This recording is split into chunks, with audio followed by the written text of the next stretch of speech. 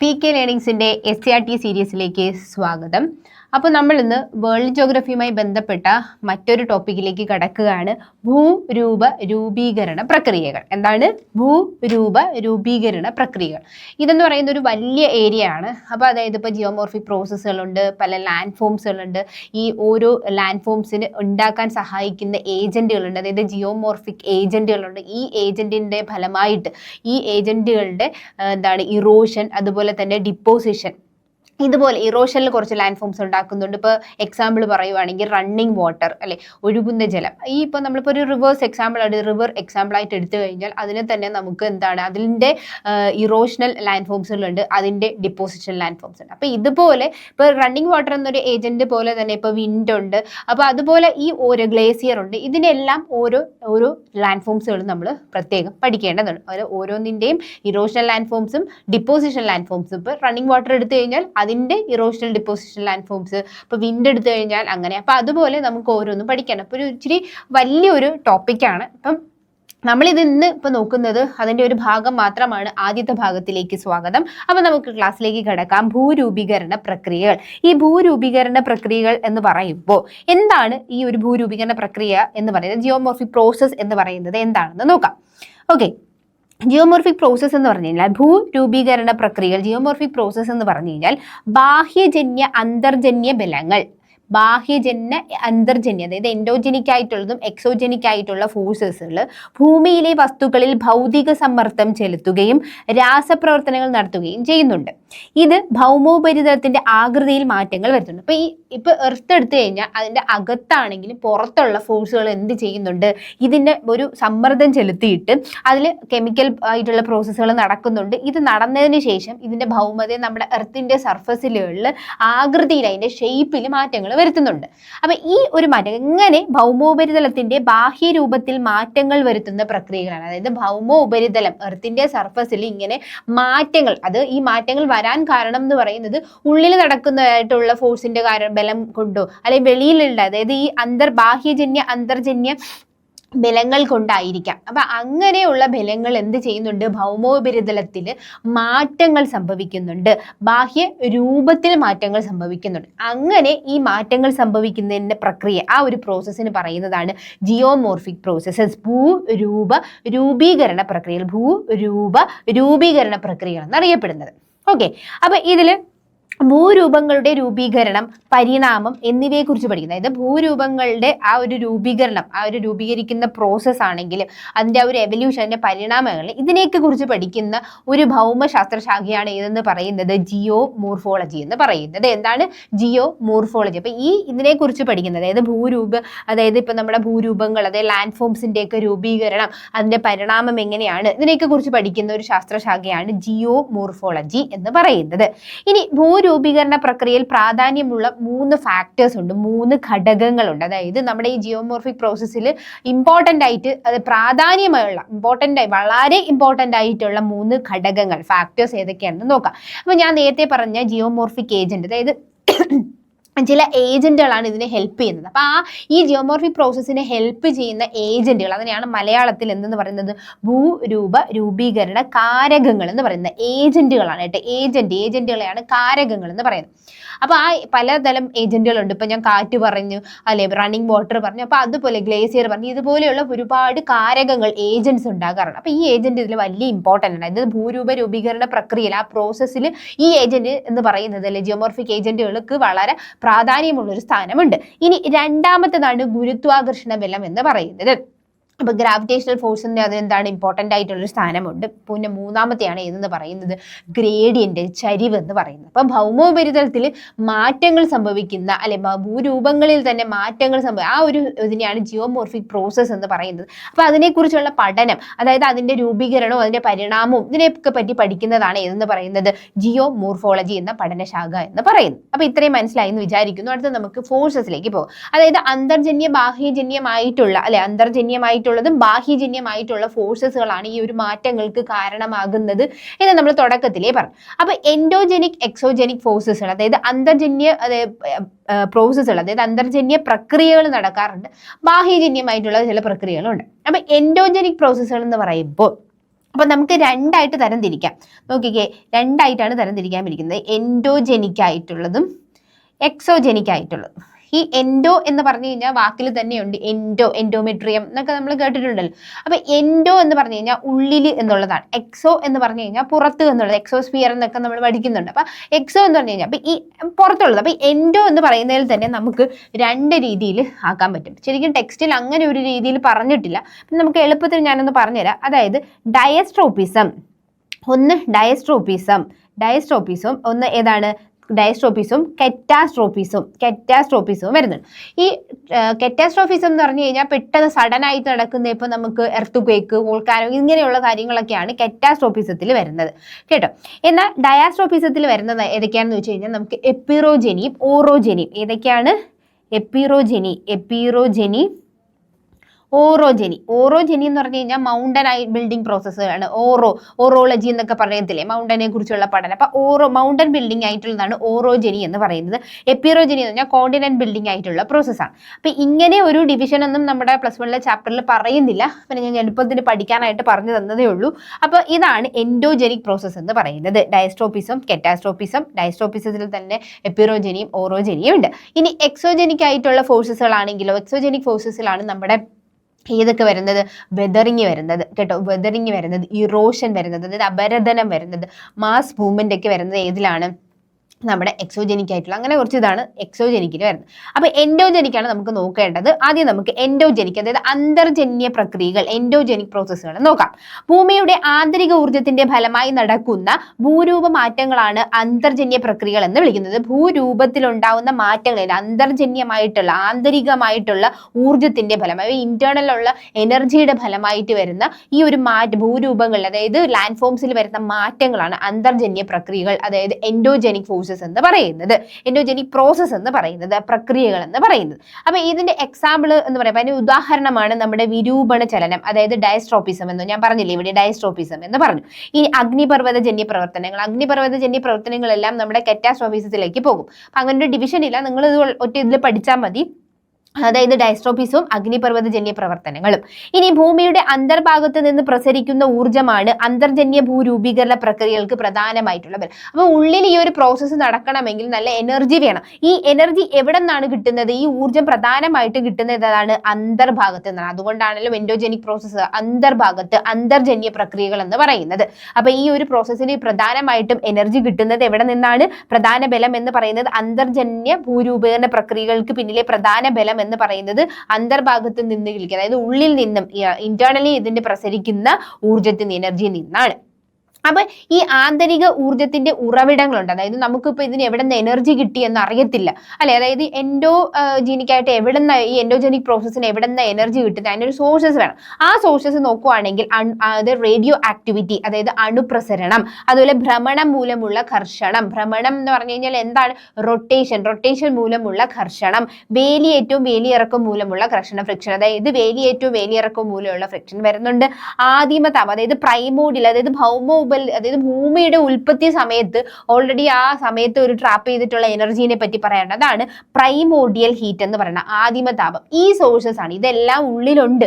ഈ ഉള്ളിൽ സ്റ്റോർ ചെയ്തിരിക്കുന്ന എനർജീസ് ഉണ്ട്. അതായത് ആ റേഡിയോ ആക്ടിവിറ്റി ഫലമായിട്ടുള്ള എനർജി ഉണ്ട്, ഭ്രമണം മൂലം കിട്ടുന്ന ഫ്രിക്ഷനിലുള്ള എനർജി, ഈ എനർജി എല്ലാം കൂടി ആ സോഴ്സിൽ നിന്നാണ് എൻഡോജെനിക് ആയിട്ടുള്ള പ്രോസസ്സുകൾക്ക് ഒരു പ്രധാനമായിട്ട് അവർക്ക് എനർജി കിട്ടുന്നത്. അതാണ് സോഴ്സസ് എന്ന് പറഞ്ഞത്. അപ്പം നമ്മൾ നോക്കിക്കഴിഞ്ഞു. ഇനി അടുത്തത് ഭൗമതാപനില, ഭൗമതാപ പ്രവാഹം, ഭൂവൽക്കത്തിന്റെ ഘനം, ദൃഢത എന്നിവയിലെ വ്യതിയാനങ്ങൾ കാരണം അന്തർജന്യ പ്രക്രിയകൾ എല്ലായിടത്തും ഒരുപോലെ എന്ന് നമുക്ക് ഇതിനെ കോമൺ ആയിട്ട് ജനറലൈസ് ചെയ്ത് പറയാൻ പറ്റത്തില്ല. അതായത് ഈ എല്ലായിടത്തും ഒരുപോലെ അല്ല എന്ന് പറയാൻ, അതായത് ഈ അന്തർജന്യ, അതായത് എൻഡോജെനിക് പ്രോസസ്സ് എല്ലാ സ്ഥലത്തും, ഭൂമിയുടെ എല്ലാ ഭാഗത്തും ഒരേപോലെയുള്ള ടെമ്പറേച്ചർ ആണോ? അല്ല. എല്ലാ സ്ഥലത്തും ഒരേ കട്ടിയാണോ? ഒരേ ദൃഢതയാണോ? ഇപ്പൊ കട്ടിയുടെ കാര്യത്തിലൊക്കെ നമ്മൾ ഇന്റീരിയർ ഓഫ് ദ എർത്ത് പഠിച്ചപ്പോൾ പറഞ്ഞല്ലേ, പല ഏരിയയിലും പല രീതിയിലുള്ള കട്ടിയാണ് വരുന്നത്. ഇപ്പൊ ക്രസ്റ്റിന്റെയും കട്ടിയൊക്കെ കോറിലോട്ട് എത്തുമ്പോൾ കട്ടി എങ്ങനെയായിരിക്കും, മാൻഡിൽ എത്തുമ്പോൾ കട്ടി എങ്ങനെയായിരിക്കും എന്നൊക്കെ നമ്മൾ നോക്കി. അപ്പൊ അതുകൊണ്ട് തന്നെ ഇതിന് ഈ ഒരു കട്ടിയും ഈ ഒരു ദൃഢത എന്ന് പറയുന്ന കാര്യങ്ങൾ ഓരോ ഭൗമ താപനില, അതായത് ഓരോ സ്ഥലങ്ങളിലും എർത്തിന്റെ ടെമ്പറേച്ചർ ഇതിലൊക്കെ വ്യത്യാസപ്പെട്ടിരിക്കും ഉള്ളിലോട്ട് എന്ന് പറയുന്നത്. അപ്പൊ അതുകൊണ്ട് തന്നെ നമുക്ക് എന്ത് ചെയ്യാൻ പറ്റത്തില്ല, ഇതിനെ ജനറലൈസ് ചെയ്യാൻ പറ്റില്ല, എല്ലായിടത്തും ഒരേപോലെ ആയിരിക്കും എന്ന് നമുക്ക് പറയാൻ പറ്റത്തില്ല. അതുകൊണ്ടാണ് എന്ത് പറയുന്നത്, അതിനാൽ ഭൂമിയുടെ ഉപരിതലം നിരപ്പില്ലാതെയാണ് കാണപ്പെടുന്നത്. പല സ്ഥലത്ത് പല രീതിയിലാണ് ഈ ഫോഴ്സ് ആക്ട് ചെയ്യുന്നത്.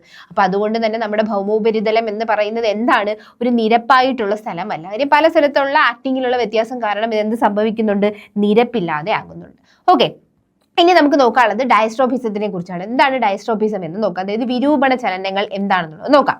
ഭൂവൽക്ക ഭാഗങ്ങളെ ചലിപ്പിക്കുവാനോ ഉയർത്തുവാനോ രൂപപ്പെടുത്തുവാനോ സഹായിക്കുന്ന എല്ലാ അന്തർജന്യ പ്രക്രിയകളെയും എന്തെന്നാണ് പറയുന്നത്, അതായത് ഭൂവൽക്ക ഭാഗങ്ങളെ ഇതിനെ നമുക്ക് മൂവ് ചെയ്യാൻ സഹായിക്കുന്നത്, ഇത് ഭൂമിയുടെ ഭാഗങ്ങൾ എർത്തിന്റെ പാർട്ടുകളെ മൂവ് ചെയ്യാനോ അതിനെ എന്താണ് കുറച്ചൊന്ന് പൊക്കാനോ അല്ലെ, അതിപ്പോ നമ്മുടെ ഇപ്പം ഓറോജനി എന്നൊക്കെ പറഞ്ഞപ്പോൾ നമ്മൾ പറഞ്ഞു മൗണ്ടൻ ബിൽഡിംഗ് പ്രോസസ് ആണ്. അത് ഇങ്ങനെ മൗണ്ടൻ ഉണ്ടാക്കിയാണ്. മൗണ്ടൻ എങ്ങനെയാണ് പൊങ്ങുന്നത്, ആ പ്ലേറ്റുകളിൽ ഫോൾഡ് ചെയ്ത് പൊങ്ങി പോവുകയാണ് ചെയ്യുന്നത്. അപ്പൊ അങ്ങനെ ഇങ്ങനെ ഉയർത്താനോ അങ്ങനെ ചലിപ്പിക്കാനോ ഒക്കെ സഹായിക്കുന്ന ആ എല്ലാ അന്തർജന്യ പ്രക്രിയകളെയും എല്ലാ എൻഡോജനിക് ആയിട്ടുള്ള പ്രോസസ്സിനെയും എന്തെന്ന് പറയും, ഡയസ്ട്രോഫിസം, വിരൂപണ ചലനങ്ങൾ എന്ന് പറയും. എന്താണ് ഡയസ്ട്രോഫിസം എന്ന് പറയും. ഇനി ഈ ഡയസ്ട്രോഫിസത്തിന് നമ്മൾ എന്തൊക്കെ പറഞ്ഞു, ഓറോജനിയും എപ്പിറോജനിയും പറഞ്ഞു. അതിൽ ആദ്യത്തെ ഓറോജനി എന്താണെന്ന് നോക്കാം. ഓറോജനിക് പ്രോസസ് എന്ന് പറയുന്നത് എന്താണെന്ന് നോക്കാം. ഓറോജനി, ഓറോ എന്ന വാക്കിൽ തന്നെയുണ്ട് പർവ്വത രൂപീകരണ പ്രക്രിയകൾ. ഓറോജനിക് പ്രോസസ് എന്താണ്, പർവ്വത രൂപീകരണ പ്രക്രിയകൾ എന്നാണ് പറയുന്നത്. ഇതിൽ ഭൂവൽക ഭാഗങ്ങൾ മടങ്ങി, ഇപ്പൊ ഫോൾഡഡ് മൗണ്ടൻസ് ഒക്കെ ഇപ്പൊ നമ്മുടെ ഹിമാലയയുടെ ഫോർമേഷൻ ഒക്കെ നമ്മൾ പറയാറുണ്ട് അല്ലെ, ഇന്ത്യൻ പ്ലേറ്റ് വന്ന് ഇടിച്ച് പൊങ്ങിപ്പോയതൊക്കെ നമ്മൾ പറയാറുണ്ട്. അപ്പൊ ഈ ഭൂവൽക ഭാഗങ്ങൾ മടങ്ങി ഉയർന്ന് മടക്കു പർവ്വതങ്ങൾ രൂപീകരണത്തിന് കാരണമാകുന്നത്. അപ്പൊ പർവ്വത രൂപീകരണം, പർവ്വതങ്ങളുടെ രൂപീകരണത്തിനാണ് ഇത് കാരണമാകുന്നത്. ഭൂവൽക്കത്തിൽ വലിയ തോതിലുള്ള രൂപമാറ്റങ്ങൾ സൃഷ്ടിക്കും. ഇപ്പൊ സ്വാഭാവികമായിട്ടും ഈ പ്ലേറ്റ് വന്ന് ഇടിച്ച് ഇങ്ങനെ ഫോൾഡ് ചെയ്ത് പൊങ്ങി പോകുമ്പോൾ വലിയ രീതിയിലുള്ള മാറ്റങ്ങളാണ് ഇവിടെ സംഭവിക്കുന്നത്. നമ്മുടെ ഭൂവൽക്കത്തിൽ ക്രസ്റ്റിൽ മാറ്റങ്ങൾ സംഭവിക്കുന്നുണ്ട്. അപ്പൊ അതാണ് ഓറോജനിക് പ്രോസസ്സിൽ നമുക്ക് പറയാനുള്ളത്. ഇനി എന്താണ് എപ്പിറോജനിക് പ്രോസസ്സ് എന്ന്? അതായത് ഡയസ്ട്രോഫിസത്തിൽ വരുന്ന മെയിൻ ആയിട്ടുള്ള രണ്ട് പോർഷൻ ആണ് എപ്പിറോജനിക് പ്രോസസ്സും ഓറോജനിക് പ്രോസസ്സും. അപ്പൊ രണ്ടാമത്തെ ഈ ഭൂഖണ്ഡ രൂപീകരണമാണ്. അപ്പൊ മൗണ്ടൻ രൂപീകരിക്കുമ്പോൾ എന്തും വേണം, കോണ്ടിനെന്റ് രൂപീകരിക്കുകയാണ്. ഒരു വിശാല ഭൂവൽക്ക ഭാഗം ഉയർന്നു വരുന്നതിന് കാരണമാകും. അപ്പൊ എന്താണ് ഡയസ്ട്രോഫിസം എന്ന് നമ്മൾ പറഞ്ഞു, അതായത് ക്രസ്റ്റിൽ തന്നെയും എന്ത് മാറ്റങ്ങൾക്ക്, അതായത് ഒന്ന് പൊക്കാനോ അല്ലെ ഒരു ഉയർന്നു വരുത്താനോ ഒക്കെ മാറ്റങ്ങൾ വരുത്താൻ സഹായിക്കുന്നതാണ് ഏതെന്ന് പറയുന്നത് ഡയസ്ട്രോഫിസം എന്ന് പറഞ്ഞു. അപ്പൊ അതിൽ വരുന്ന എപ്പിറോജനിക്കിൽ എന്താണ് സംഭവിക്കുന്നത്, നേരത്തെ മൗണ്ടൻ, ഓറോജനി എന്ന വാക്കിൽ തന്നെ എന്താണ്, മൗണ്ടൻ ബിൽഡിംഗ് പ്രോസസ് ആണ്. അങ്ങനെയാണെങ്കിൽ എപ്പിറോജനി എന്ന് പറയുന്നത് എന്താണ്, വിശാലമായിട്ടുള്ള ഭൂവൽക ഭാഗം എന്ത് ചെയ്യുന്നുണ്ട്, ഉയർന്നു വരുന്നതിന് കാരണമാകുന്നു. അപ്പൊ ഇങ്ങനെ ഭൂവൽക ഭാഗം ഇങ്ങനെ ഉയർന്നു പൊങ്ങിപ്പോകുമ്പോൾ എന്താണ് സംഭവിക്കുന്നത്, ഓഷനിൽ നിന്ന് പൊങ്ങി പോകുമ്പോൾ ഭൂവൽക്കത്തിലെ ചെറിയ തോതിലുള്ള രൂപമാറ്റങ്ങൾ സൃഷ്ടിക്കുന്നുണ്ട്. അത് പിന്നെ കോണ്ടിനെന്റ്സ് ആയിട്ട് മാറുകയാണ് ചെയ്യുന്നത്. അപ്പൊ അതാണ് എന്ന് പറയുന്നത് എപ്പിറോജനിക് പ്രോസസ് എന്ന് പറയുന്നത്. ഓക്കെ, അപ്പൊ എൻഡോജനിക് പ്രോസസ്സിലെ ഡയസ്ട്രോഫിസം കെറ്റാസ്ട്രോഫിസം നമ്മൾ നോക്കിയിട്ടുണ്ടായിരുന്നു. അപ്പൊ കെറ്റാസ്ട്രോഫിസം എന്ന് പറയുന്നത് ഇങ്ങനെ ഇങ്ങനെ ഒരു എൻഡോജനിക് പ്രോസസ്സിൽ അങ്ങനെ ഒരു ഡിവിഷൻ ഇല്ല കേട്ടോ. ഞാൻ വീണ്ടും പറയുന്നുണ്ട്, +1 അങ്ങനെ അവർ പറയുന്നില്ല, ഞാൻ ജസ്റ്റ് എളുപ്പത്തിന് പറഞ്ഞതാണ്. അതിൽ തന്നെ ഡയസ്ട്രോഫിസത്തിൽ വരുന്നതാണ് എപ്പിറോജനി, ഓറോജനി എന്ന് പറയുന്നത്. പിന്നെ എർത്ത് ക്വേക്ക് എന്ന് പറയുന്നത് കെറ്റാസ്ട്രോഫിസത്തിന്റെ ഇതിൽ വരുന്നതാണ്. അതിൽ എർത്ത് ക്വേക്ക് എന്ന് പറഞ്ഞാൽ ഭൂവൽക ഭാഗങ്ങളിൽ പ്രാദേശികമായി ഉണ്ടാകുന്ന പ്രകമ്പനങ്ങളാണ്. എർത്ത് ക്വേക്സിനെ കുറിച്ചൊക്കെ നമ്മൾ ഡീറ്റെയിൽ ആയിട്ട് അതിന്റെ വേവ്സിനെയൊക്കെ പറ്റി പറഞ്ഞിട്ടുണ്ട്. അപ്പൊ എന്താണ് എർത്ത് ക്വേക്സ് എന്ന് പറയുന്നത്, സിംപ്ലി നമുക്ക് പറയാം ഷേക്കിംഗ് ഓഫ് ദ എർത്ത് അല്ലെ, എർത്തിന്റെ ഷേക്കിംഗ് ആണ് നമുക്ക് പറയാൻ പറ്റുന്നത്. അതായത് ഉള്ളിലുള്ള എനർജി റിലീസായി വരുമ്പോൾ ആ ഒരു പ്ലേറ്റുകൾക്ക് സംഭവിക്കുന്ന ഷേക്കിംഗ് ഉണ്ടല്ലോ, അതാണ് എന്ന് പറയുന്നത് നമ്മുടെ എർത്ത് ക്വേക്ക് എന്ന് പറയുന്നത്. അപ്പൊ ഭൂവൽക ഭാഗങ്ങളിൽ പ്രാദേശികമായി ഉണ്ടാകുന്ന പ്രകമ്പനങ്ങൾ, ആ ഷേക്കിംഗ് ആണ് എന്ന് പറയുന്നത് എർത്ത് ക്വേക്സ് എന്ന് പറയുന്നത്. ഇനി അടുത്തതാണ് ഈ പ്ലേറ്റ് ടെക്ടോണിക്സ് എന്ന് പറയുന്നത്. അതായത് ഭൂവൽക്കം എന്ന് പറഞ്ഞാൽ ഇങ്ങനെ ഫലകങ്ങൾ, അതായത് പ്ലേറ്റുകളായിട്ടാണ് കാണപ്പെടുന്നത്. ആ പ്ലേറ്റുകളുടെ തിരച്ചീനമായിട്ടുള്ള ചലനം അല്ലെ, പ്ലേറ്റുകളുടെ തിരച്ചീനമായിട്ടുള്ള ചലനമാണ്. ഇപ്പൊ പ്ലേറ്റ് ആണെങ്കിൽ എന്താണ്, ഈ പ്ലേറ്റുകൾ ഇങ്ങനെ തിരച്ചീനമായിട്ടുള്ള ചലനമാണ് പ്ലേറ്റ് ടെക്ടോണിക്സ് എന്ന് പറയുന്നത്. പ്ലേറ്റ് ടെക്ടോണിക്സ് തിയറിയൊക്കെ നമുക്കിനി പഠിക്കാനുണ്ട്, നമുക്ക് നോക്കാം. ഇനി അടുത്തതെന്ന് പറയുന്നത് ഓൾക്കാനിസം ആണ്. അപ്പോൾ ഓൾക്കാനിസത്തിനെ പറ്റി നമ്മൾ കഴിഞ്ഞ ക്ലാസ്സുകളിലൊക്കെ നോക്കിയിട്ടുണ്ട്. എന്താണ് ഓൾക്കാനിസം എന്ന് പറയുന്നത്, അഗ്നിപർവ്വത പ്രവർത്തനങ്ങളിൽ പ്രധാനമായി 2 പ്രവർത്തനങ്ങളാണ് ഉൾപ്പെടുന്നത്. ഓൾക്കാനിസത്തിൽ പ്രധാനമായിട്ടും എന്ന് പറയുന്നത് അത് നമ്മൾ മുന്നേ പറഞ്ഞിട്ടുള്ളതാണ്, ഭൂമിക്കുള്ളിൽ ഉരുകിയ ശിലാദ്രവമായിട്ടുള്ള മാഗ്മ, ഇത് ഭൗമോപരിതലം, അതായത് ഭൂമിയുടെ സർഫസിലേക്ക് വരുന്ന ഒരു ചലനം, അതാണ് ആദ്യത്തെ പ്രവർത്തനം എന്ന് പറയുന്നത്. അപ്പോൾ ഓൾക്കാനിസത്തിൽ പ്രധാനമായിട്ടും 2 പ്രോസസ്സുകളാണ് വരുന്നത്. അത് ഉള്ളിലുള്ള എസ്തനോസ്ഫിയറിലുള്ള അല്ലെ ഉരുകിയ ഈ ശിലാദ്രവമായിട്ടുള്ള മാഗ്മ പുറത്തേക്ക് ഭൗമോപരിതലം എർത്തിന്റെ സർഫസിലേക്കുള്ള ഒരു ചലനം, അത് ആദ്യത്തേത്. രണ്ടാമത്തേതാണ് ആന്തരികവും ബാഹ്യവുമായ ധാരാളം ആഗ്നേയ രൂപങ്ങൾ. ആന്തരികവും ബാഹ്യവുമായിട്ടുള്ള ഓൾക്കാനിക് ഫോംസുകൾ നമ്മൾ കഴിഞ്ഞ ക്ലാസ്സിലൊക്കെ പഠിച്ചിട്ടുണ്ടായിരുന്നല്ലേ. പലതരം ആയിട്ടുള്ള ഇൻട്രൂസീവ് ആയിട്ടുള്ള ലാൻഡ് ഫോംസും എക്സ്ട്രൂസീവ് ലാൻഡ് ഫോംസും ഒക്കെ നമ്മൾ പഠിച്ചിട്ടുണ്ടായിരുന്നു. കഴിഞ്ഞ ദിവസം നമ്മൾ നോക്കിയിട്ടുണ്ടായിരുന്നു. കഴിഞ്ഞ ഒരു ക്ലാസ്സിൽ അതിനെപ്പറ്റി ആ ഒരു ചാപ്റ്ററിൽ നമ്മൾ അതിനെപ്പറ്റി ഡിസ്കസ് ചെയ്തിട്ടുണ്ടായിരുന്നു. അപ്പൊ അതാണ് ഓൾക്കാനിസം എന്ന് പറയുന്നത്. അപ്പൊ ഇതോടുകൂടി നമ്മുടെ എൻഡോജനിക് പ്രോസസ്സ് എന്ന് പറയുന്ന ഒരു ഘട്ടം കഴിഞ്ഞിരിക്കുകയാണ്. അടുത്ത് നമ്മൾ പോവുകയാണ് എക്സോജനിക് മൂവ്മെന്റുകൾ എന്നുള്ള എക്സോജനിക് ആയിട്ട് എങ്ങനെയാണ് മൂവ്മെന്റുകൾ നടക്കുന്നത് എന്നുള്ളത്. ആദ്യം വരുന്നതാണ് അപക്ഷയം, വെതറിങ് എന്ന് പറയുന്നത്. അപ്പൊ അതിനെയാണെങ്കിൽ ഗുരുത്വാകർഷണ ബലമാണെങ്കിൽ താപവ്യതിയാനം, തന്മാത്രാ സമ്മർദ്ദം, രാസജൈവ പ്രവർത്തനങ്ങളൊക്കെ ഇത് എന്താണ് ഇൻഫ്ലുവൻസ് ചെയ്യുന്നുണ്ട്. അതിന്റെ ഡ്രൈവിംഗ് ഫോഴ്സ് എന്ന് പറയുന്നത്. അടുത്തത് അപരദനം എന്ന് പറയുന്നത്. അപരദനം എന്ന് പറയുന്നത് എന്താണ്? ഇറോഷൻ. അപരദനം, ഇറോഷൻ. അപക്ഷയം എന്ന് പറയുന്നത് എന്താണ്? Weathering, erosion. അപ്പൊ ഇതിൽ തന്നെ വഹനമുണ്ട്, ട്രാൻസ്പോർട്ടേഷൻ ഉണ്ട്, ഡിപ്പോസിഷൻ ഉണ്ട്, പിന്നെ മാസ് മൂവ്മെന്റ്, ഭൂദ്രവ്യ ശോഷണം, ഇതെല്ലാം വരുന്നുണ്ട്. അപ്പൊ ഇതാണ് നമ്മുടെ പ്രധാനമായിട്ടുള്ള എക്സോജനിക് മൂവ്മെന്റ്സ് എന്ന് പറയുന്നത്. ഈ ഇതിൽ തന്നെ ഇപ്പൊ അപരദനം സംഭവിക്കുന്നത്, ഇപ്പൊ അപരദനം അതായത് ഇറോഷൻ സംഭവിക്കുന്നതാണെങ്കിലും പിന്നെ എന്താണ് വഹനം, ഇതിനെല്ലാം ഒഴുകുന്ന ജലം അല്ല ഇപ്പൊ നമ്മുടെ റണ്ണിങ് വാട്ടർ, അതുപോലെ ഗ്ലേസിയേഴ്സ്, കാറ്റ്, വിൻഡ്, തിരമാല, പിന്നെ അതുപോലെ എന്നിവയുടെയൊക്കെ ഗതികോർജം, ഭൂഗർഭജലത്തിന്റെ പ്രവർത്തനം, ഇതെല്ലാം ഇതിന് ഹെൽപ്പ് ചെയ്യുന്നുണ്ട്. ഇനി ഭൂദ്രവ്യ ശോഷണത്തിലാണെങ്കിലും എന്താണ്? ഗുരുത്വാകർഷണ ബലമാണ് അതിന് ഹെൽപ്പ് ചെയ്തത്. അപ്പൊ ഈ എക്സോജനിക് പ്രോസസ്സ് എന്താണെന്ന് നമുക്ക് നോക്കാം. ബാഹ്യജന്യ പ്രക്രിയകൾക്കുള്ള ഊർജ്ജം എവിടെ? നമ്മൾ നേരത്തെ സോഴ്സ് നോക്കി എൻഡോജനിക് പ്രോസസ്സിന്. അപ്പൊ ഇതിന് എവിടെ നിന്നാ കിട്ടുന്നത്? ബാഹ്യജന്യമായിട്ടുള്ള പ്രോസസ്സുകൾക്ക്, അതായത് എക്സോജനിക് പ്രോസസ്സുകൾക്ക് എവിടെ നിന്നാ എനർജി അതിന്റെ മെയിൻ സോഴ്സ് എന്ന് നോക്കാം. ഒന്നെന്ന് പറഞ്ഞാൽ സൗരോർജ്ജം നിയന്ത്രിക്കുന്ന അന്തരീക്ഷ ഊർജ്ജം, അല്ലെ സൗരോർജ്ജം നിയന്ത്രിക്കുന്ന അന്തരീക്ഷ ഊർജ്ജം, സോളാർ എനർജി എന്ന് പറയുന്നത്. അത് നിയന്ത്രിക്കുന്ന നമ്മുടെ അറ്റ്മോസ്ഫിയറിലുള്ള ഒരു എനർജി ഉണ്ടാവും. അതിൽ ടെക്ടോണിക് പ്രവർത്തനങ്ങളുടെ ഫലമായി ഭൗമോപരിതലത്തിൽ രൂപപ്പെടുന്ന ഒരു ഗ്രേഡിയന്റ് ഉണ്ടാവും. ടെക്ടോണിക് ആയിട്ടുള്ള പ്ലേറ്റുകളുടെ ചലനത്തിൽ നിന്ന്, അതിന്റെ പ്രവർത്തനങ്ങളുടെ ഫലമായിട്ട് എന്ത് സംഭവിക്കാറുണ്ട്? ഒരു ചരിവ് സംഭവിക്കാറുണ്ട്. അപ്പൊ ഈ രണ്ടാണ് ഇതിന്റെ മെയിൻ ആയിട്ടുള്ള ഊർജം എന്ന് പറയുന്നത്.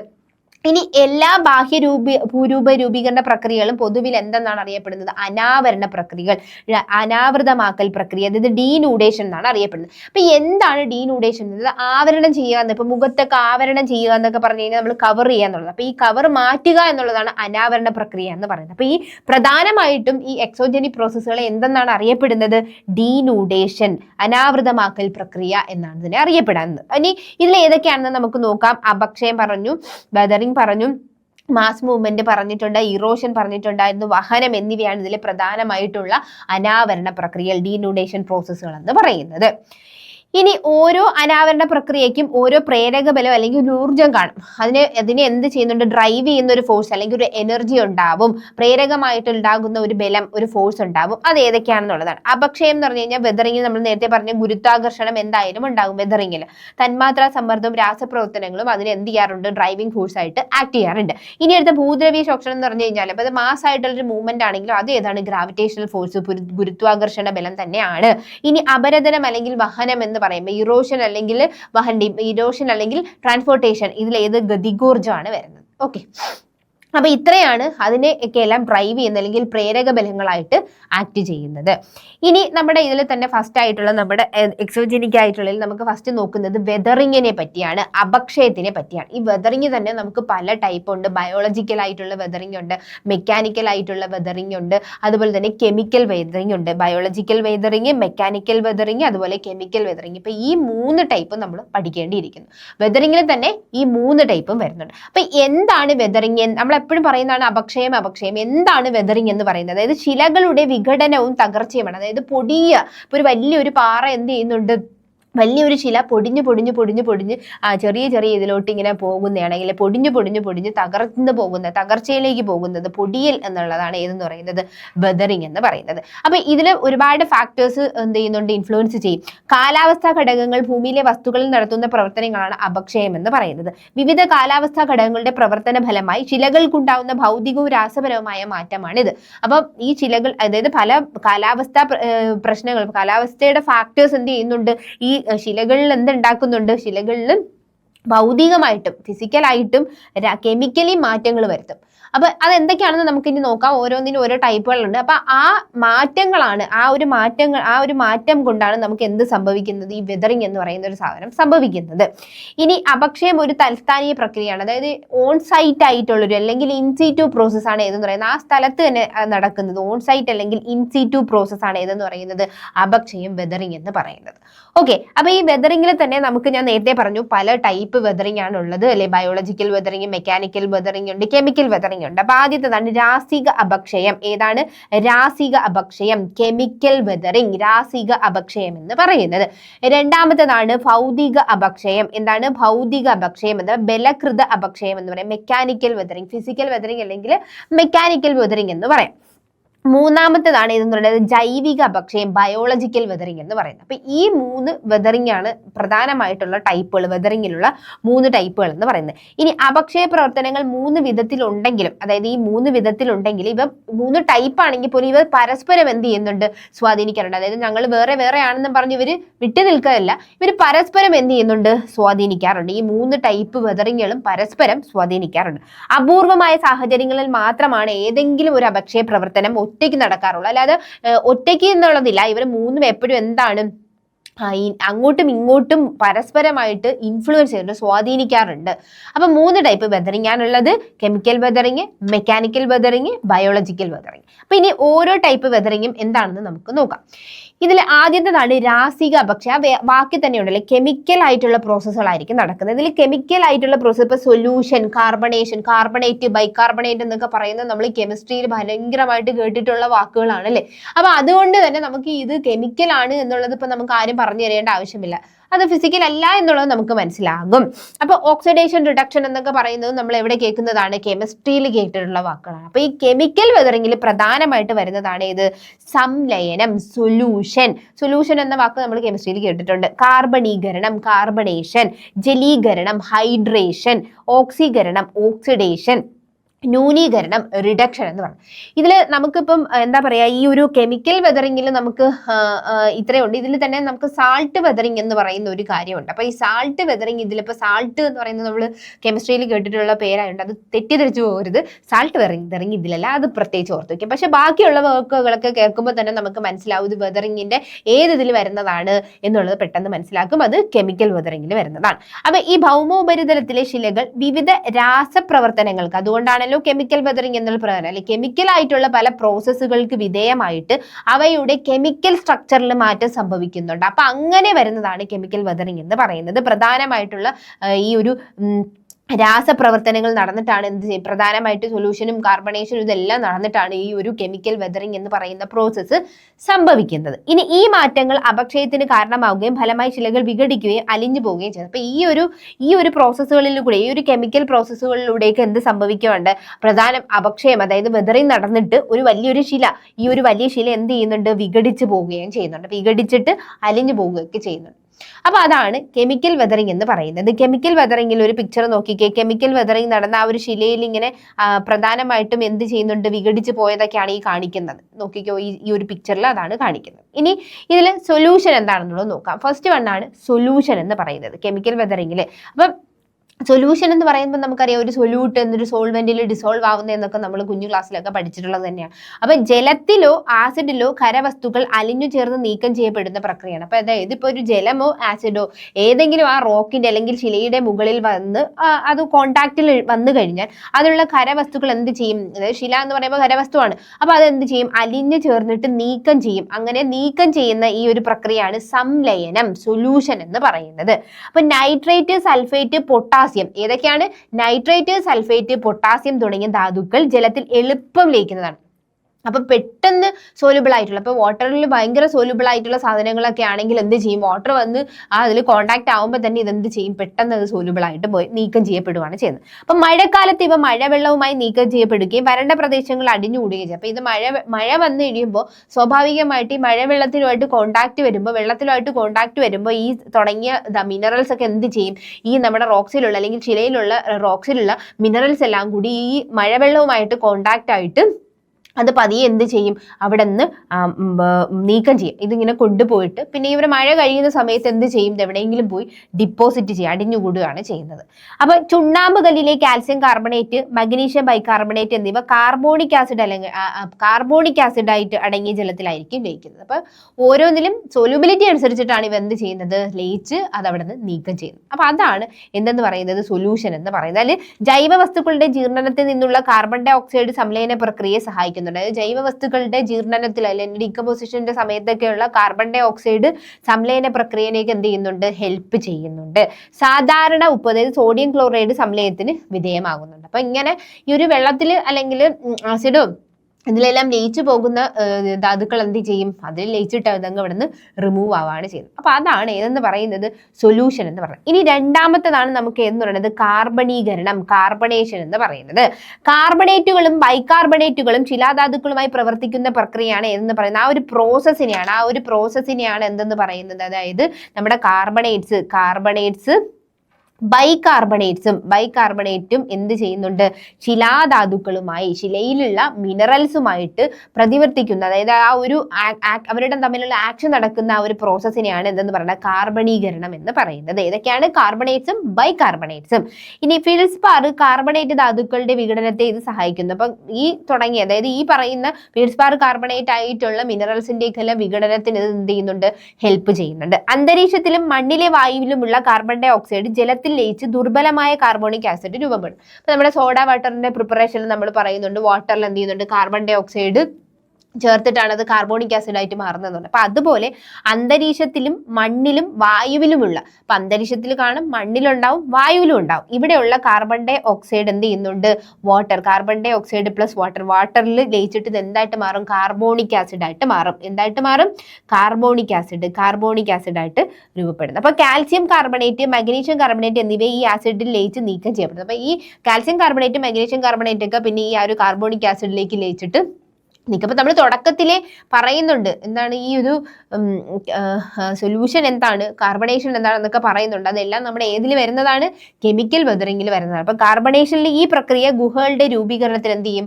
കാരണമാകാറുണ്ട്. അപ്പൊ ഗുഹകളുടെയൊക്കെ ഒരു രൂപീകരണത്തിന്, അതായത് ഇങ്ങനെ ഇരിക്കുന്ന ഒരു ശിലയാണെങ്കിൽ ഇവിടെ ഉള്ളതെല്ലാം ഇങ്ങനെ ലയിച്ച് പോയാൽ പിന്നെ അതെന്താ ഒരു ഗുഹയായിട്ട് മാറും, അല്ലെ ഒരു ഗുഹയായിട്ട് അതങ്ങ് മാറും, അകത്തോട്ട് കയറി ലയിച്ചു പോകും. അപ്പൊ ഇങ്ങനെയുള്ള ഈ ഒരു പ്രക്രിയ എന്തിനു സഹായിക്കുന്നുണ്ട്, ഏതിന്റെ രൂപീകരണം, ഗുഹകളുടെ രൂപീകരണത്തിന് ഹെൽപ്പ് ചെയ്യുന്നുണ്ട്. അപ്പൊ അതാണ് കാർബണേഷൻ എന്ന് പറയുന്നത്. ഇനി അടുത്തതാണ് ഹൈഡ്രേഷൻ എന്ന് പറയുന്നത്. അപ്പൊ ഹൈഡ്രേഷൻ എന്ന് പറയുന്നത്, അതായത് ഹൈഡ്രേറ്റഡ് എന്നൊക്കെ കേൾക്കുമ്പോൾ തന്നെ നമുക്ക് മനസ്സിലാവും എന്താണ്, ജലീകരണം, വെള്ളവുമായി ബന്ധപ്പെട്ടെന്ന് നമുക്ക് കിട്ടും ജലീകരണം. അതായത് ജലം ധാതുക്കളുമായി രാസപരമായി സംയോജിക്കുന്ന പ്രക്രിയയാണ് ജലീകരണം എന്ന് പറയുന്നത്.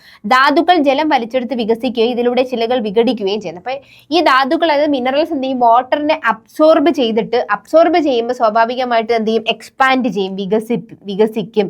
ഈ എക്സ്പാൻഡ് ചെയ്തിട്ട് ഇതെന്ത് ചെയ്യും, വിഘടിച്ചു പോവുകയാണ് ചെയ്യുന്നത്, പൊട്ടിപ്പോകും. അപ്പൊ അങ്ങനെ ധാതുക്കൾ ജലം വലിച്ചെടുത്ത് വികസിക്കുകയാണ് ചെയ്യുന്നത്. കാൽസ്യം സൾഫേറ്റ് ജലവുമായി ചേർന്ന് ജിപ്സമായിട്ട് മാറും. അപ്പൊ ജിപ്സം കൂടുതൽ അസ്ഥിരമാണ്, അതായത് ജിപ്സത്തിന് അങ്ങനെ ഒരുപാട് നേരം ഇരിക്കാൻ പൊട്ടിപ്പോകാനുള്ള ചാൻസ് ഉണ്ട്. അപ്പൊ ദീർഘകാലവും ആവർത്തിതവുമായ ജലീകരണം ശിലകളെ ദുർബലമാക്കി പൊടിഞ്ഞു. അപ്പൊ ഇപ്പം കുറേ ടൈമിൽ ഇങ്ങനെ കുറേ സമയം ഇങ്ങനെ ആദ്യം വെള്ളമായിട്ട് ഇവർ കോണ്ടാക്ട് ആകുന്നുണ്ട്, വികസിക്കുന്നുണ്ട്, വീണ്ടും പോകുന്നുണ്ട്. ഇപ്പൊ ഇങ്ങനെ കുറേ ടൈം ഇങ്ങനെ ഈ ഒരു ഇത് നടക്കുമ്പോൾ, അതായത് ഇങ്ങനെ വികസിക്കും, പിന്നെ പോകും, വീണ്ടും വികസിക്കും, വെള്ളമായിട്ട് റിയേറ്റ്, ഇങ്ങനെ കുറേ സമയമാകുമ്പോഴത്തേക്കും ഇത് എന്ത് ചെയ്യും, ഇങ്ങനെയുള്ള ഒരു ഹൈഡ്രേഷൻ ശിലകളെ ഭയങ്കരമായിട്ട് ദുർബലമാക്കി വളരെ വീക്കാക്കും. അപ്പൊ അങ്ങനെ വരുമ്പോൾ എന്ത് ചെയ്യും, പൊടിഞ്ഞു പോവുകയാണ് ചെയ്യുന്നത്.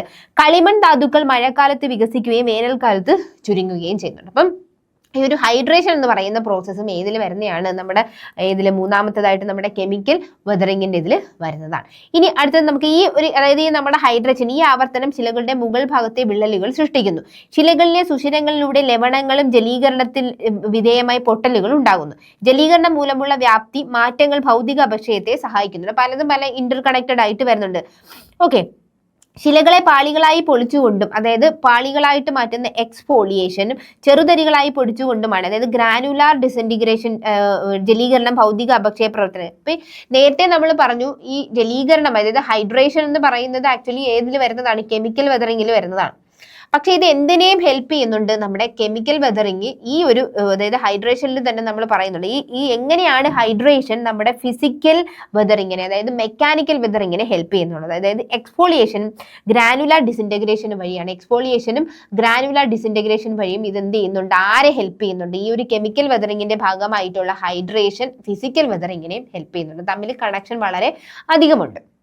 ഇനി അടുത്തതാണ് നമ്മുടെ ഓക്സിഡേഷൻ ആൻഡ് റിഡക്ഷൻ എന്ന് പറയുന്നത്. അപ്പോൾ ഓക്സിഡേഷൻ റിഡക്ഷൻ എന്ന് പറയുന്നത് നമ്മൾ എപ്പോഴും കെമിസ്ട്രി കേൾക്കുന്ന ഒരു വാക്കാണ്. ശിലകളിലെ ധാതുക്കൾ ഓക്സിജനുമായിട്ട് സംയോജിക്കുകയാണെങ്കിൽ അല്ലെ, ഓക്സിജനുമായിട്ട് അതിന്റെ മിനറൽസ് ഓക്സിജനുമായിട്ടാണ് വരുന്നതെങ്കിൽ അത് സംയോജിക്കുന്നതെങ്കിൽ ഓക്സൈഡുകളോ ഹൈഡ്രോക്സൈഡുകളോ ആകുന്ന ആ ഒരു ഇതിനെയാണ് ഓക്സീകരണം, ഓക്സിഡേഷൻ എന്ന് പറയുന്നത്. അപ്പൊ ശിലകൾ അതായത് നമ്മുടെ റോക്സിലുള്ള മിനറൽസ് ഓക്സിജനുമായിട്ട് കമ്പൈൻ ചെയ്യുമ്പോൾ അത് ഓക്സൈഡുകളോ ഹൈഡ്രോക്സൈഡുകളോ ആയിട്ട് മാറും. അപ്പൊ ആ ഒരു രാസപ്രവർത്തനത്തിനെയാണ് നമ്മൾ ഓക്സിഡേഷൻ, ആ ഒരു കെമിക്കൽ റിയാക്ഷൻ ആണ് ഓക്സിഡേഷൻ എന്ന് പറയുന്നത്. ഇനി അന്തരീക്ഷത്തിലെ ഓക്സിജനുമായോ ഓക്സിജൻ കലർന്ന ജലവുമായോ സമ്പർക്കം വരുമ്പോഴാണ് ഇത് നടക്കുന്നത്. ഇരുമ്പ്, മാംഗനീസ്, സൾഫർ തുടങ്ങിയ ധാതുക്കൾ പ്രധാനമായി ഓക്സീകരണത്തിന് എന്ത് ചെയ്യുന്നുണ്ട്, വിധേയമാകുന്നുണ്ട്. ഓക്സീകരണം മൂലം ധാതുക്കൾ ഓക്സൈഡുകളായി മാറി ശിലകൾ വിഘടിക്കുന്നുണ്ട്. ഇരുമ്പിന്റെ ചുവപ്പ് നിറം തവിട്ടോ മഞ്ഞയോ ആയി മാറുന്നത് ഓക്സീകരണത്തിന്റെ ഫലമാണ്. അപ്പൊ അതായത് നമ്മുടെ അയണിന്റെ ചുവപ്പ് നിറം എന്താണ്, തവിട്ടോ മഞ്ഞയോ ഒക്കെ ആകാം, അല്ലെ ബ്രൗൺ ഓർ യെല്ലോ, തവിട്ടോ മഞ്ഞയോ ആകുന്നതിന് കാരണം ഈ ഒരു ഓക്സിഡേഷൻ പ്രക്രിയയിലൂടെയാണ്. ഓക്സിജൻ ഇല്ലാത്ത സാഹചര്യത്തിൽ ഓക്സീകരിച്ച ധാതുക്കൾ അപക്ഷയപ്പെടുന്ന പ്രക്രിയയാണ് ന്യൂനീകരണം എന്ന് പറയുന്നത്. അപ്പൊ നമ്മൾ ഓക്സിജന്റെ പ്രസൻസിലാണെങ്കിൽ ഓക്സിഡേഷൻ അല്ല, ഇനി റിഡക്ഷൻ ആണ് നോക്കുന്നതെങ്കിൽ അത് ഓക്സിജൻ ഇല്ല, ഓക്സിജന്റെ പ്രസൻസ് ഇല്ലാതെ വരുന്നതാണ് ന്യൂനീകരണം അല്ലെങ്കിൽ റിഡക്ഷൻ എന്ന് പറയുന്നത്. ഓക്കെ, ഇനി പീഠത്തിന് താഴെ വെള്ളം കെട്ടിക്കിടക്കുന്ന നനഞ്ഞ പ്രദേശങ്ങളിലാണ് ഇത് സാധാരണയായിട്ട് നടക്കാറുള്ളത്. ന്യൂനീകരണത്തിന്റെ ഫലമായി ഇരുമ്പിന്റെ ചുവപ്പ് നിറം പച്ചയായോ നീലകലർന്ന ചാരം, അതായത് ഓക്സിഡേഷനിലൂടെ ഇരുമ്പിന് അയണിന് എന്ത് സംഭവിച്ചു എന്നുള്ളതാണ്. ഓക്സിഡേഷൻ ആണെങ്കിൽ എന്ത് സംഭവിച്ചു, ഇത് ഇരുമ്പിന്റെ ചുവപ്പ് നിറം തവിട്ടോ മഞ്ഞയാവും, ചുവപ്പ് എന്തായിട്ട് മാറും, ബ്രൗണോ യെല്ലോയോ ആവും ഏതിലെന്ന് പറയുന്നത്, ഓക്സിഡേഷൻ. ഇനി റിഡക്ഷൻ സംഭവിക്കുമ്പോൾ എന്താ, ഇരുമ്പിന്റെ ചുവപ്പ് നിറം എന്തായിട്ട് മാറും, ഗ്രീൻ അല്ലെങ്കിൽ നീല കലർന്ന ചാരനിറമായിട്ട് മാറാറുണ്ട്, ഗ്രേ കളറായിട്ട്, ബ്ലൂഷ് ഗ്രേ ആയിട്ട് മാറാറുണ്ട്. അപ്പൊ അതാണ് ഓക്സിഡേഷൻ റിഡക്ഷനിൽ അയണിൽ വരുന്ന മാറ്റങ്ങൾ നമ്മൾ നോക്കിയത്. ഓക്കെ, ഇപ്പൊ നമ്മൾ ഇത്രയും നോക്കിയത് കെമിക്കൽ വെതറിങ്ങിനെ പറ്റിയാണ്. ഇനി നമ്മൾ നോക്കുന്നത് മെക്കാനിക്കൽ വെതറിങ് പ്രോസസ് ആണ്. ഇതാണ് ഭൗതിക അപക്ഷയ പ്രക്രിയകൾ, അതായത് ഫിസിക്കൽ ആയിട്ടുള്ള അതായത് നമ്മുടെ അപക്ഷയം, ഫിസിക്കലായിട്ടുള്ള നമ്മുടെ വെതറിങ് ഏതൊക്കെയാണെന്നാണ് നോക്കുന്നത്. ഇനി ഭൗതിക പ്രക്രിയകളായ സങ്കോചം, വികാസം തുടങ്ങിയവ മൂലം ശിലകൾ വിഘടിക്കുന്നതിനെയാണ് ഭൗതിക അപക്ഷയം. അതായത് ഭൗതിക പ്രക്രിയകളായിട്ടുള്ള ഇപ്പൊ എക്സ്പാൻഷൻ ഉണ്ടാവും, അതുപോലെ തന്നെ എന്ത് ചെയ്യും, എക്സ്പാൻഷൻ സംഭവിച്ചു കഴിഞ്ഞാൽ അത് വികസിച്ചു കഴിഞ്ഞാൽ അത് എന്ത് ചെയ്യും, സ്വാഭാവികമായിട്ട് എന്ത് ചെയ്യും, സങ്കോചിക്കുകയും ചെയ്യും, അല്ലെ. അപ്പൊ അങ്ങനെ വികാസം സങ്കോചം വഴി സംഭവിക്കുന്ന ഈ ഒരു ശിലകൾ അത് സംഭവിച്ചുകൊണ്ട് വിഘടിക്കുകയാണെങ്കിൽ അതിനെയാണ് നമ്മൾ എന്തെന്ന് പറയുന്നത്, മെക്കാനിക്കൽ വെതറിങ് എന്ന് പറയുന്നത്. ഇനി ഇത് ചില ബലങ്ങൾ, അതായത് ചില പ്രയുക്ത ബലങ്ങളെ ആശ്രയിച്ചുകൊണ്ടായിരിക്കും, അല്ലെ. ഈ ഒരു എന്തൊക്കെ ബലങ്ങളാണ് ഇത് ഇതിനെ ഇൻഫ്ലുവൻസ് ചെയ്യുന്നതെന്ന് വെച്ച് കഴിഞ്ഞാൽ ഈ ഗുരുത്വാകർഷണ ബലം, ഗ്രാവിറ്റേഷണൽ ഫോഴ്സ് ഉണ്ട്, താപ വ്യതിയാനമുണ്ട്, ജലത്തിന്റെ സമ്മർദ്ദവും വരുന്നുണ്ട്. അപ്പൊ ഇതെല്ലാം കൂടി, ജലം ഒരുപാട് സമ്മർദ്ദം കൊടുക്കുമ്പോൾ ശിലകൾ എങ്ങനെയാണ് പൊട്ടിപ്പോകുന്നത് എന്നുള്ളതൊക്കെയാണ് ഏതിൽ വരുന്നത്, മെക്കാനിക്കൽ വെതറിങ് പ്രോസസ്സിൽ വരുന്നത്.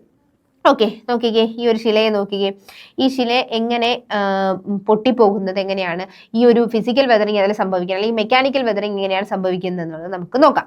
ഇനി അൺലോഡിങ് ആൻഡ് എക്സ്പാൻഷൻ എന്ന് പറയുന്ന ഒരു പോക്ക്, അതായത് ഈ മെക്കാനിക്കൽ വെതറിങ്ങിൽ അല്ലെങ്കിൽ നമ്മുടെ ഫിസിക്കൽ വെതറിങ്ങിൽ സംഭവിക്കുന്നതെന്ന് പറഞ്ഞു കഴിഞ്ഞാൽ അൺലോഡിങ് ആൻഡ് എക്സ്പാൻഷൻ എന്ന് പറയുന്ന ഒരു രീതിയാണ്. അതായത് തുടർച്ചയായ അപരദനത്തിലൂടെ ശിലകളുടെ മുകളിലുള്ള ഭാരം നീക്കം ചെയ്യപ്പെടുന്നു. ഇപ്പൊ ഈ ഒരു ശില നീക്കിക്കേ, ഈ ഒരു ശിലയിൽ തുടർച്ചയായിട്ട് അതിനെന്ത് സംഭവിക്കുകയാണ്, അപരദനം സംഭവിക്കുകയാണ്, തുടർച്ചയായിട്ട് എന്ത് ചെയ്യുവാണ്, അപരദനം സംഭവിക്കുകയാണ്. അപ്പൊ അങ്ങനെ അപരദനം സംഭവിക്കുമ്പോൾ, അതായത് ഇറോഷൻ നടക്കുമ്പോൾ ഇതിന്റെ മുകളിലുള്ള ഭാഗം എന്ത് ചെയ്യും, അങ്ങ് പോകും. അപ്പൊ ഈ ഭാരം കുറഞ്ഞ്, അപ്പൊ ഇത് മുകളിലുള്ള ഭാരം നീക്കം ചെയ്യുന്നു, അതായത് കുറേ തവണ ഇത് എന്ത് ചെയ്യും, ഇറോഷൻ നടക്കുമ്പോൾ ഇപ്പൊ ഈ മുകളിലുള്ള ഭാഗങ്ങളെല്ലാം നീക്കം ചെയ്യും. അപ്പൊ ഭാരം കുറഞ്ഞതോടെ ശിലകളിൽ ഉണ്ടായിരുന്ന സമ്മർദ്ദത്തിന് അയവുണ്ടാകുന്നു. ഇതിന്റെ ഫലമായി ശിലകളുടെ ഉപരിതല പാളികൾ വികസിക്കുന്നു. ഇപ്പൊ ഇതൊരു ശിലയാണ്. ഈ ശിലയുടെ മുകളിൽ ഉണ്ടായിരുന്ന ഒരു കുറേ ഭാഗം ഇറോഷൻ കാരണം എടുത്തുകൊണ്ട് പോയി. ഇറോഷൻ കാരണം എടുത്തുകൊണ്ട് പോയി. ഈ ഇറോഷൻ കാരണം ഇതിന്റെ മുകൾ ഭാഗം അങ്ങ് വേർപെട്ട് പോകുമ്പോൾ ഈ ഇവിടെയുള്ള ഭാഗം എന്ത് ചെയ്യും, കുറച്ചൊന്ന് റിലാക്സ്. ഇപ്പൊ നമ്മൾ ഈ ചില കാര്യങ്ങൾ പഠിക്കുന്നത് പോലെയാണ്. ഇപ്പോൾ ഏറ്റവും വലിയ ഒരു ഇപ്പോൾ കോൺസ്റ്റിറ്റ്യൂഷൻ്റെയോ അല്ലെങ്കിൽ ജോഗ്രഫിയുടെയോ ഇപ്പോൾ ക്ലൈമറ്റ് വലിയൊരു പോർഷനാണ്. അതങ്ങ് പഠിച്ച് നമ്മുടെ തലേന്ന് അങ്ങ് ഒഴിഞ്ഞു, അതായത് നമ്മളിങ്ങനെ മാറ്റുക, അൺലോഡ് ചെയ്യാന്നൊക്കെ പറയത്തില്ല, നമ്മുടെ തലേന്ന് എന്ത് ചെയ്യുക, അൺലോഡ് ചെയ്ത് അങ്ങ് മാറ്റി പഠിച്ചു കഴിയുമ്പോൾ നമ്മൾ ഒന്ന് ജസ്റ്റ് ഒന്ന് എക്സ്പാൻഷൻ നടത്തും. രക്ഷപ്പെട്ടു, ഇത് തീർന്നല്ലോ എന്ന് പറയുന്ന ഒരു എക്സ്പാൻഷൻ പോലെയാണ് ചിലകളെ സംബന്ധിച്ച്. ഇതിന്റെ മുകളിലുള്ള കുറച്ച് ഭാരം അങ്ങ് മാറുമ്പോൾ ഇവരെന്ത് ചെയ്യും, കുറച്ചൊന്ന് ഹായ് എന്ന് പറയുന്ന രീതിയിൽ എന്ത് ചെയ്യും, ഇവരെന്ന് എക്സ്പാൻഡ് ചെയ്യും. അങ്ങനെ ഇത് ശിലകളുടെ ഉപരിതല പാളികൾ എന്ത് ചെയ്യുന്നുണ്ട്, വികസിക്കുന്നുണ്ട്. ഇനി ഈ വികസനം മൂലം എന്ത് സംഭവിക്കും, അത്രയും നേരം ഇങ്ങനെ ചുരുങ്ങിയിരുന്ന സാധനങ്ങൾ വികസിക്കുമ്പോൾ എന്ത് ശിലകൾ എന്ത് ചെയ്യുന്നുണ്ട്, പൊട്ടിപ്പിളരാണ് ഉണ്ടായിരുന്നത്. അപ്പോൾ പൊട്ടലുകൾ സാധാരണയായി ഭൂതലത്തിന് സമാന്തരമായിട്ട് പാരലായിട്ടാണ് രൂപപ്പെടുന്നത്. അപ്പൊ എങ്ങനെയാണ് ഈ ഒരു അൺലോഡിങ് ആൻഡ് എക്സ്പാൻഷൻ എന്ന് പറയുന്ന ഒരു സാധനം നടക്കുന്നത്? ഇനി വക്രാകൃതിയിലുള്ള ഭൂതലങ്ങളിൽ വക്രാകൃതിയിലുള്ള പൊട്ടലുകളാണ് ഉണ്ടാകുന്നത്. അപ്പൊ വക്രാകൃതിയിലുള്ള ഭൂതല പ്രദേശമാണെങ്കിൽ ആ ഒരു സർഫസ് ആണെങ്കിൽ ആ സർഫസിലും അങ്ങനെയുള്ള പൊട്ടലുകളാണ് രൂപപ്പെടുന്നത്. ഇനി ഇത്തരം പൊട്ടലുകൾ വികസിച്ച് വലിയ ശിലാപാളികൾ രൂപപ്പെടുന്നുണ്ട്. അപ്പൊ ഇത്തരം പൊട്ടലുകൾ വികസിച്ച് വലിയ വലിയ ശിലാപാളികളാണ് എന്ത് ചെയ്യുന്നത്, രൂപപ്പെടുന്നത്. ഈ ശിലാപാളികളെയാണ് എക്സ്പോളിയേഷൻ ലെയർ എന്ന് പറയുന്നത്. അപ്പൊ വലിയൊരു ഇത്തരം പൊട്ടലുകൾ വികസിച്ച് വലിയ ശിലാപാളിയാണ്, ആ ഒരു ലെയറിനെയാണ് എക്സ്പോളിയേഷൻ, മുകളിൽ നിന്ന് പോയ എക്സ്പോളിയേഷൻ ലെയർ എന്ന് പറയുന്നത്. ഗ്രാനൈറ്റ് പോലെയുള്ള ശിലകളിൽ പാളികൾ നീങ്ങിയ ശേഷം ശേഷിക്കുന്ന ശിലാഭാഗം എന്താണ്, ഉരുണ്ട് മിനുസമാർന്ന് മകുടാകൃതിയിൽ കാണപ്പെടുന്നുണ്ട്. അപ്പൊ ഗ്രാനൈറ്റ് പോലെയുള്ള റോക്കുകളാണെങ്കിൽ എന്ത് സംഭവിക്കുന്നുണ്ട്, ഇതിന്റെ മുകളിലുള്ള ഭാഗം ഫുള്ള് നീങ്ങിയതിന് ശേഷം ശിലാഭാഗം എങ്ങനെയാണ്, ഉരുണ്ട് നല്ല സോഫ്റ്റ് ആയിട്ട് മിനുസമാർന്നായിട്ടാണ് ഇരിക്കുന്നത്. ഇങ്ങനെ ഇത്തരം ഭൂരൂപത്തെയാണ് എക്സ്പോളിയേഷൻ ഡോം എന്ന് വിളിക്കുന്നത്. എന്താണ് എക്സ്പോളിയേഷൻ ഡോം? നോക്കിക്കേ, അതായത് മുകൾ ഭാഗം പോയി വളരെ മിനുസമായിട്ടുള്ള ഒരു ഡോം പോലെയുള്ള ഒരു ഭൂരൂപം ഉണ്ടാകാറുണ്ട്. ഇത് നോക്കിക്കേ, ആന്ധ്രാപ്രദേശിലെ ഭുവനഗിരിയിലുള്ളതാണ് ഇതെന്ന് പറയുന്നത്. അപ്പൊ അങ്ങനെ ഈ മുകളിലുള്ള ഭാഗം പോയി ഇത്തരം ഭൂരൂപത്തിന് എന്തെന്ന് പറയും, മുകളിലുള്ള ശിലകളിൽ പാളികൾ നീങ്ങിയതിനു ശേഷം നല്ല ഉരുണ്ട് മിനുസമാർന്ന മകുടാകൃതിയിലുള്ള ഡോം ഷേപ്പിലായിട്ട് കാണപ്പെടുന്നു. അതിനെയാണ് നമ്മൾ എന്തെന്ന് പറയുന്നത്, എക്സ്പോളിയേഷൻ ഡോം എന്ന് പറയുന്നത്. അപ്പൊ അതിന്റെ എക്സാമ്പിൾ ആണ് നമ്മൾ നോക്കിയത്. ഇനി താപവ്യതിയാനവും വികാസവും, അതായത് ടെമ്പറേച്ചർ ചേഞ്ചസ് ആൻഡ് എക്സ്പാൻഷൻ എന്ന്. അപ്പൊ അൺലോഡിങ് ആൻഡ് എക്സ്പാൻഷൻ നമ്മൾ നോക്കി. ഇനി അടുത്തത് ടെമ്പറേച്ചർ ചേഞ്ച് ആൻഡ് എക്സ്പാൻഷൻ ആണ് നോക്കുന്നത്. അപ്പൊ ഈ ഒരു നമ്മുടെ ഫിസിക്കൽ വെതറിംഗിൽ രണ്ടാമത്തെ നോക്കുകയാണെങ്കിൽ ഇപ്പൊ താപം, അതായത് ടെമ്പറേച്ചർ കൂടുമ്പോൾ, ടെമ്പറേച്ചർ വർദ്ധിക്കുമ്പോൾ ധാതുക്കൾ വികസിക്കുകയാണ് ചെയ്യുന്നത്, അല്ലെ? ടെമ്പറേച്ചർ കൂടുമ്പോൾ ഇപ്പൊ ഗ്യാസസ് ആണെങ്കിലും എന്ത് ചെയ്യും, ഇത് വികസിക്കും, വോളിയം കൂടുകയാണ് ചെയ്യുന്നത്. അങ്ങനെ വികസിക്കുമ്പോൾ താപം അങ്ങനെ വികസിച്ചിട്ട് ഇനി താപം കുറയുമ്പോൾ അത് എന്ത് ചെയ്യും, ചുരുങ്ങുകയും ചെയ്യും. അപ്പൊ ദൈനംദിന താപവ്യതിയാനം എന്ത് ചെയ്യേണ്ടത്, അപ്പൊ ഇങ്ങനെ ചൂട് കൂടുന്നു കുറയുന്നു, ചൂട് കൂടുന്നു കുറയുന്നു എന്ന് പറയുന്ന ഈ ഒരു ഡിഫറൻസ്, ആ ഒരു താപവ്യതിയാനം എന്ന് പറയുന്നത് ഇതിന് ആന്തരികമായിട്ടുള്ള ചലനങ്ങൾ ഉണ്ടാക്കുന്നുണ്ട്. അപ്പൊ ഈ ചലനങ്ങൾ ഉപരിതല പാളികളിൽ തുടർച്ചയായിട്ട് സംഭവിക്കും. അപ്പൊ ഈ ചലനങ്ങൾ എന്ത് ചെയ്യും, ഉപരിതലമായിട്ടുള്ള സർഫസ് ലെയറുകളിൽ ഇഷ്ടം പോലെ ഇങ്ങനെ സംഭവിച്ചുകൊണ്ടിരിക്കും. ദൈനംദിനം ഇങ്ങനെ സംഭവിക്കുമ്പോൾ വരണ്ട ഉയരമുള്ള പ്രദേശങ്ങളിൽ താപവ്യതിയാനം കൂടുതലാണ്. അപ്പൊ അതിനാൽ ഇത്തരം പ്രദേശങ്ങൾ എന്താണ്, അപക്ഷയം സംഭവിക്കേണ്ട. അപ്പൊ അപക്ഷയം ഇങ്ങനെ സംഭവിക്കുമ്പോൾ ശിലകളുടെ ഉപരിതല പാളികൾ എന്ത് ചെയ്യും, അടിഭാഗത്തേക്കാൾ കൂടുതൽ വികസിക്കുകയും അതുമൂലം ശിലകളിലെ സമ്മർദ്ദം രൂപപ്പെടുകയും ഉപരിതലത്തിന് സമാന്തരമായ ശിലകൾ പൊട്ടിപ്പിളരുകയും ചെയ്യും. അപ്പൊ ശിലകളുടെ ഉപരിതല പാളികൾ അടിഭാഗത്തേക്കാൾ കൂടുതൽ വികസിക്കും. അപ്പൊ മുകളിലാണ് ടെമ്പറേച്ചർ നന്നായിട്ട് അടിക്കുന്നത്, അതിപ്പോ സ്വാഭാവികമായിട്ട് എന്ത് ചെയ്യും, വികസിക്കും. ഇത് മൂലം ശിലകളിൽ എന്ത് ഒരു പ്രഷർ അനുഭവപ്പെടും, സമ്മർദ്ദം രൂപപ്പെടുകയും ഉപരിതലത്തിന് സമാന്തരമായി ശിലകൾ എന്ത് ചെയ്യും, പൊട്ടിപ്പിളർന്ന് പോവുകയാണ് ചെയ്യുന്നത്. അപ്പൊ തുടർച്ചയായിട്ട് ഇതുപോലെയുള്ള വികസനവും സങ്കോചവും, അല്ലെ, ഇത് തുടർച്ചയായിട്ടുള്ള ഇങ്ങനെയുള്ള എക്സ്പാൻഷനും തിരിച്ചതുപോലെ സങ്കോചിക്കുകയും ചെയ്യുമ്പോൾ ഇങ്ങനെ ശിലകൾ വിഘടിക്കാൻ കാരണമാകാറുണ്ട്. അപ്പൊ ശിലാപാളികൾ പൊട്ടിപ്പിളർന്ന് മാറുമ്പോൾ ശേഷിക്കുന്ന ഭാഗം ഉരുണ്ട മിനുസുള്ളതുമായി മാറുന്നു. ഇനി ഗ്രാനൈറ്റ് പോലെയുള്ള ശിലകൾ ഉരുളൻ പാറകളാണ് രൂപപ്പെടുന്നത്. അതാണ് ഏതെന്ന് പറയുന്നത്, ടോർസ് എന്ന് പറയുന്നത്. ഉരുളൻ പാറകളാണ് രൂപപ്പെടുന്നത്. അപ്പൊ നമ്മൾ ഇവിടെ നോക്കിക്കേ എക്സ്പോളിയേഷൻ ഡോം ആണ്, മറ്റേതെന്ന് പറയുന്നത് ടോർസുകളാണ്. ഈ എക്സ്പോളിയേഷൻ ഡോം എന്ന് പറയുന്നത് നമുക്ക് അറിയാം, ഗ്രാനൈറ്റ് പോലെയുള്ളതിൽ നമ്മൾ പറഞ്ഞു എക്സ്പോളിയേഷൻ ഡോം എന്ന് പറയുന്നത്. ഓക്കെ, അപ്പൊ ഇനി അടുത്തതെന്ന് പറയുന്നത് നമ്മുടെ ഈ ടെമ്പറേച്ചർ ചേഞ്ചസ് എക്സ്പാൻഷൻ, അതാണ് നമ്മൾ നോക്കിയത്. ഈ ടെമ്പറേച്ചർ ചേഞ്ചസ് ആൻഡ് എക്സ്പാൻഷൻ കഴിഞ്ഞു കഴിഞ്ഞാൽ പിന്നെ വരുന്നതാണ് ഏതെന്ന് പറയുന്നത്, freezing, thawing and frost wedging എന്ന് പറയുന്നത്. ഫ്രീസിങ്, ഞാൻ ഇതിൽ ഒരു, അതായത് നമ്മുടെ ഫിസിക്കൽ വെതറിങ്ങിൽ നമുക്ക് ഓർക്കാനായിട്ട് ഞാൻ ജസ്റ്റ് ഒന്ന് പറഞ്ഞുതരാം. ഫിസിക്കൽ വെതറിംഗിൽ എന്ന് പറയുമ്പോഴത്തേക്കും ടെമ്പറേച്ചറിന്റെ ഇത് പറയുന്നുണ്ട്, അൺലോഡിങ് ആൻഡ് എക്സ്പാൻഷൻ പറയുന്നുണ്ട്, പിന്നെ എന്താണ് നമ്മുടെ ഫ്രീസിങ്, തോയിങ്, ഫ്രോസ്റ്റ് വെഡ്ജിങ്ങിൻ്റെ അകത്ത് ഫ്രീസിങ്ങിൻ്റെ ഇതും കൂടെ ജസ്റ്റ് ഓർമ്മ വെച്ചിരിക്കുക. അതായത് ഫിസിക്കൽ ആയിട്ടുള്ള മെക്കാനിക്കൽ ആയിട്ടുള്ള കാര്യങ്ങൾ ചെയ്യാൻ വളരെ ടഫാണ്, അല്ലെ? അങ്ങനെ ഒന്ന് ഓർത്ത് വെച്ചിരിക്കുക. അപ്പൊ ടെമ്പറേച്ചറിന്റെ അൺലോഡിങ് ആൻഡ് എക്സ്പാൻഷൻ പറഞ്ഞു. അടുത്തതാണ് freezing, thawing and frost wedging എന്ന് പറയുന്നത്. ശിലകളിലെ വിള്ളലുകളിലും പൊട്ടലുകളിലും തങ്ങുന്ന ജലം രാത്രിയിൽ തണുത്തുറയും. ഇത് മഞ്ഞായിട്ട് മാറും. അതായത് ഇപ്പൊ ശിലകളിൽ ഇപ്പൊ ഒരു വിള്ളൽ, ഇപ്പൊ ഞാൻ ഈ ഒരു പിക്ചറിൽ ഞാൻ കാണിച്ചു തരാം. നോക്കിക്കേ, ഇതൊരു ശിലയാണ്, ഇതൊരു റോക്കാണ്. ഇതിന്റെ ഉള്ള വിള്ളലിൽ സ്വാഭാവികമായിട്ട് മഴ പ്രദേശമൊക്കെ ആണെങ്കിൽ, മഴയുള്ള പ്രദേശമാണെങ്കിൽ മഴവെള്ളമൊക്കെ കെട്ടി നിൽക്കാൻ ചാൻസ് ഉണ്ട്. അപ്പൊ അല്ലെങ്കിൽ ഒരു പുഴ പോകുന്നുണ്ടെങ്കിൽ ആ പുഴയിൽ നിന്നുള്ള വെള്ളം കെട്ടി നിൽക്കാനുള്ള ചാൻസ് ഉണ്ട്. ഇത് രാത്രിയാകുമ്പോൾ എന്തായിട്ട് മാറും? ഫ്രീസ് ചെയ്ത് ഐസായിട്ട് മാറും. അപ്പൊ ഈ ഐസ് ആയിട്ട് മാറുമ്പോൾ ഇത് എന്തായാലും എക്സ്പാൻഡ്, അതായത് വെള്ളം ഐസായിട്ട് മാറുമ്പോൾ കുറച്ചും കൂടി സ്ഥലം അതിന് വേണ്ടി വരും. അപ്പൊ ഇതെന്ത് ചെയ്യും? കുറച്ചും കൂടെ എന്ത് ചെയ്യും? എക്സ്പാൻഷൻ. ഈ ഒരു എക്സ്പാൻഷൻ എന്തിലേക്ക് നയിക്കുകയാണ് ചെയ്യുന്നത്? ഈ റോക്സിന്റെ ബ്രേക്ക് ആവാനായിട്ടുള്ള കാരണം. അതാണ് ഫ്രോസ്റ്റ് വെഡ്ജിങ് എന്ന് പറയുന്നത്.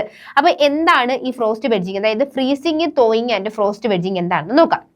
അപ്പൊ ഈ ഇങ്ങനെ വിള്ളലുകളിലൊക്കെ ഉള്ള വെള്ളം രാത്രി ആവുമ്പോൾ എന്താവും? മഞ്ഞായിട്ട് മാറും. അതാണ് ഫ്രീസിങ് എന്ന് പറയുന്നത്. ഇനി പകല് ഊഷ്മാവ് ഉയരുമ്പോൾ എന്ത് ചെയ്യും? മഞ്ഞുരുകി വീണ്ടും എന്തായിട്ട് മാറും? ജലമായിട്ട് മാറും. അതാണ് തോയിങ് എന്ന് പറയുന്നത്.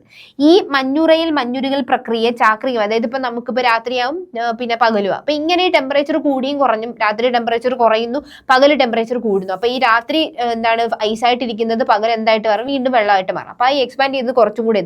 അപ്പൊ ഇങ്ങനെ ഇതിന് എന്തായിട്ട് റോക്കിനെ ഭയങ്കരമായിട്ട് വീക്കായിട്ട് മാറ്റും. അപ്പൊ ഇങ്ങനെ മധ്യ അക്ഷാംശങ്ങളിൽ ഉയരമുള്ള പ്രദേശങ്ങളിലാണ് ഈ പ്രക്രിയ കൂടുതലായിട്ട് എന്താണ് സംഭവിക്കുന്നതെന്ന് നോക്കാം. ഇനി ഹിമാനി പ്രദേശങ്ങളും സ്ഥിരമായി ഇതിന് വിധേയമാകാറുണ്ട്.